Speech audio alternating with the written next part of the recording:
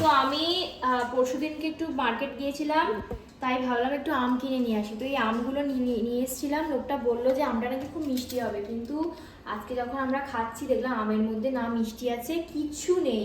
তাই রাহিনুর বোন বললো যে চলো এটাকে কিছু একটা বানানো যাক, একটু ম্যাঙ্গো শেক টাইপ। জানি না কিরকম খেতে হবে, আমি আমার মতন ভাবে বানাবো। তাই ভাবলাম যে আজকে একটা ছোটো ব্লগ স্টার্ট করা যাক বাংলাতে, তোমাদের সাথে একটু কথা বলবো আর এটা বানাবো। সো চলো স্টার্ট করি। তো প্রথমে আমরা এই আমটাকে এরকমভাবে ছিলে নেব, যাতে এইটা নিয়ে আসি। কেন বলো তো, এতে আটি আছে তো, এবং মিক্সার গ্রাইন্ডারে দিলে তো চলবে না ঠিকভাবে। তাই জন্য এটাকে আমরা ভালোভাবে ছাড়িয়ে নিয়ে আরেকটা জায়গার মধ্যে ভালো করে সিফট করে দেবো।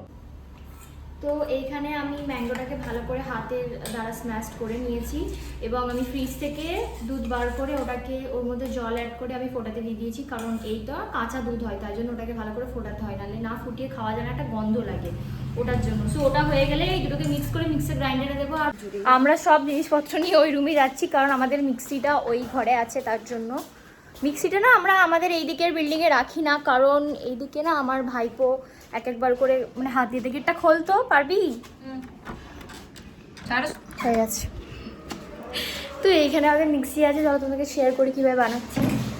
প্রথমে আমরা এর মধ্যে ম্যাঙ্গোটাকে অ্যাড করে দেবো। এটা হচ্ছে ম্যাঙ্গো, এটাকে আমরা এর মধ্যে ভালো করে এটা এটা অ্যাড করছি ভালো করে। প্রথমে আমরা ম্যাঙ্গোটাকে ভালোভাবে অ্যাড করে দেবো।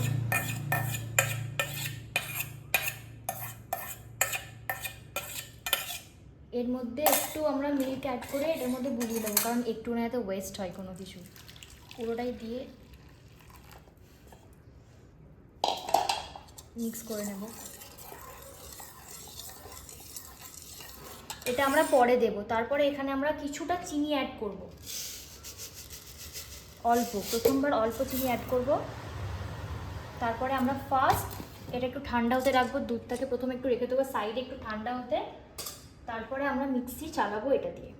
তো চলো তোমাদেরকে দেখাচ্ছি। এবারে কোথায় হারিয়ে দিয়েছে খুঁজে পাওয়া মুশকিল।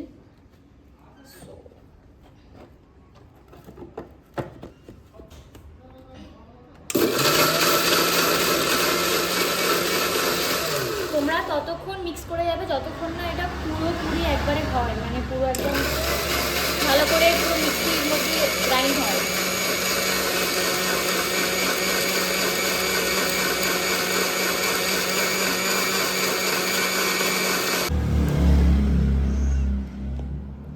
পারফেক্টলি গ্রাইন্ড হয়ে গেছে। এবার এটার মধ্যে আমি মিল্ক অ্যাড করব মনে হবে।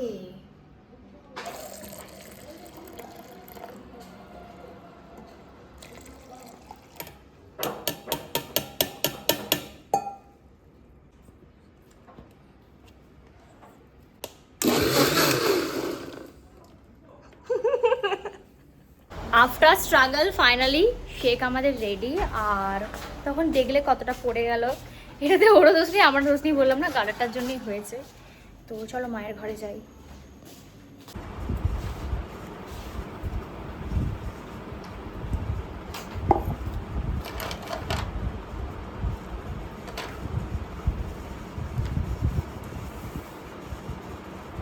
খাকার দেখতে খুব সুন্দর হয়েছে। কেমন হয়েছে রাইডুর? ভালো হয়েছে। হ্যাঁ ভালো হয়েছে। নেহা কেমন হয়েছে?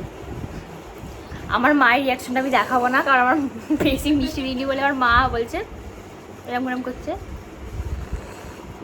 তো এখন বাজে সন্ধে 7:30। আজকে সবার জন্য রাত্রে ডিনার তুই সয়াবিন আলু তরকারি কর, সবাই মিলে ভাত দিয়ে খাওয়াবে। আমি একদিন করেছিলাম, ওই দিনকে শুধু আমি আর বোন খেয়েছিলাম, কারণ আমাদের জন্য শুধু করেছিলাম, কারণ সেদিকে চিকেন রান্না ছিল না। আজকে মা বলে সবার জন্য করতে, তাই জন্য সয়াবিনটা প্যাকেটটা কিনে নিয়ে এসেছি। এখানে 3 প্যাকেট সয়াবিন নিয়ে এসেছি। এটাকে প্রথমে গরম জলের মধ্যে দিয়ে এটাকে ভালো করে কি বলে যে ফুলে টুলে যায় না, তারপর ওটাকে সিফট করে নিয়েছি। এবারে এর মধ্যে আমরা হলুদ গুঁড়ো মাখাবো, মাখিয়ে তেলের মধ্যে হালকা করে ফ্রাই করে নেবো। তো সব করি। সো হলুদ গুঁড়ো দেবো প্রথমে একটুখানি অল্প করে একদম সোয়াবিনের মধ্যে দিয়ে একটুখানি মাখিয়ে নেবো, যাতে একটু ভালো করে কালার আসে। তোমরা শুধু এটাকে ফ্রাই করতে পারো, কিন্তু শুধু ফ্রাই করলে না সেটা কিরকম কালার দেখতে লাগে, তাই জন্য আমি একটু হলুদ গুঁড়ো অ্যাড করে ফ্রাই করি। তো আমি এখানে কড়া বসিয়ে দিয়েছি, এবার এটা রেডি আছে। আর আমার হাত পুরো একবারে হলুদ হয়ে গেছে। তো এবার আমরা কড়ার মধ্যে তেল অ্যাড করব ভালো করে ফ্রাই করার জন্য। সয়াবিনটাকে তোমরা যদি ফ্রাই করে মানে সয়াবিনটাকে আলাদা আর আলুটাকে আলাদা আলাদা করে ফ্রাই করে তোমরা রান্না করো তাহলে না খুব সুন্দর আসবে আর টেস্টটা। এবার গ্যাসটাকে আমরা মিডিয়াম ফ্লেমে রেখে সব সয়াবিনগুলোকে এর মধ্যে অ্যাড করে দেবো ফ্রাই করার জন্য। তোমরা গ্যাসটাকে মিডিয়াম ফ্লোতে কি বলে ফ্লেমে রাখবে, আমি ফ্লো করে দিয়েছি নাহলে না পুড়ে যাওয়ার চান্স থাকে, তো ওই জন্য একদম মিডিয়াম ফ্লেমে রেখে তোমরা ভালো করে এটাকে সটে করে নেবে। তো গ্যাসটাকে বন্ধ করে দিয়েছি, সয়াবিনের ফ্রাই ডান। এবার এখানে আলু কেটে নিয়েছি, সেই আলুটাকে ফ্রাই করতে হবে, তার আগে সয়াবিনটাকে আলাদা একটা জায়গার মধ্যে আমরা সেট করে দেবো। আমরা আলুগুলোকে এই সাইজের মতন কেটে নিয়েছি, এবার এই আলুটাকে আমরা আবার ফ্রাই করব। আমি না এমনভাবে ভিডিও বানাচ্ছি, অনেক লোক হয়তো কমেন্টে এসে বলবে যে দুটো রান্না শিখে এখানে কি করছে, বাট আমার মনে হয় এটা আমার জন্য খুব বড় একটা অ্যাচিভমেন্ট রান্না করাটা। কারণ বাচ্চাবেলা থেকে আমার খুব ইচ্ছা ছিল আমি রান্না করবো, সবাইকে খাওয়াবো, কিন্তু আমি না একদমই রান্না করতে পারতাম না। এই কদিন যখন আমি আমার কলেজ লাইফে যখন আমি ফ্ল্যাটে থাকতাম বাইরে, তখন থেকে আমি রান্না করাটা স্টার্ট করেছি, আর বাড়িতে এখন সবাই একটু করে খাওয়া। হাতে তেল পড়ে গেছে, ভাও খেতে গিয়ে ভিডিও বানাতে বানাতে।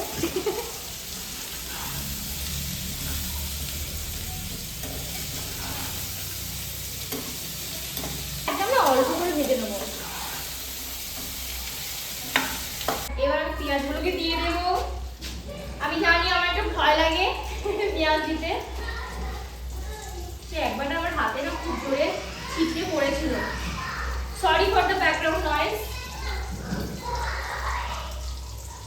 এখানে দুটো লঙ্কা নিয়েছি, সেটাও দিয়ে দেবো এর মধ্যে। এবার আমি ভালো করে সটে করে নেবো। এবার পেঁয়াজটাকে একদম যতক্ষণ না পুরো গোল্ডেন গোল্ডেন হয় আমরা এটাকে এরকম করে সটে করে যাবো।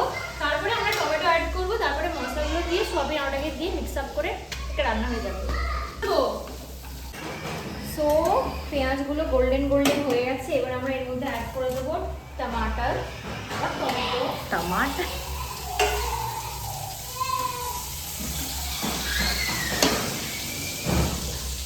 আমার না এই যে আওয়াজটা শুনে একটা বাচ্চারা ঘটনা মনে পড়লো। আমরা না সবাই মিলে খেলতাম সেই রান্নাবাটি। এবার না আমরা সেই ছোটো ছোটো মোমবাতি জ্বালিয়ে তার মধ্যে ওই স্টিলের বাসনপত্র রেখে আমরা সেই রান্না করতাম।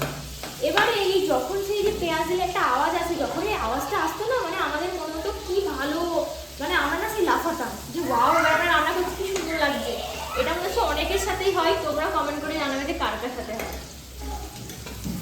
তো এবার আমরা মশলা রেডি করে নেবো। প্রথমে আমরা এর মধ্যে অ্যাড করে দেবো হলুদ গুঁড়ো। না আমি না এইভাবে মশলা করে এর মধ্যে অ্যাড করি, বেশ ভালো হয় আর কি। হলুদ গুঁড়ো দেবো, তারপর আমরা অ্যাড করবো লঙ্কা গুঁড়ো।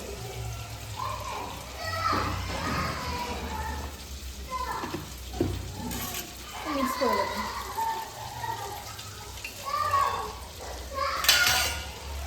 এর মধ্যে আমরা অ্যাড করবো আদা রসুন পেস্ট।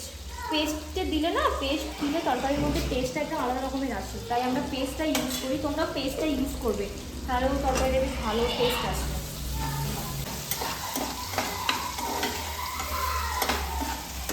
মশলাটা আমরা অ্যাড করে দেবো।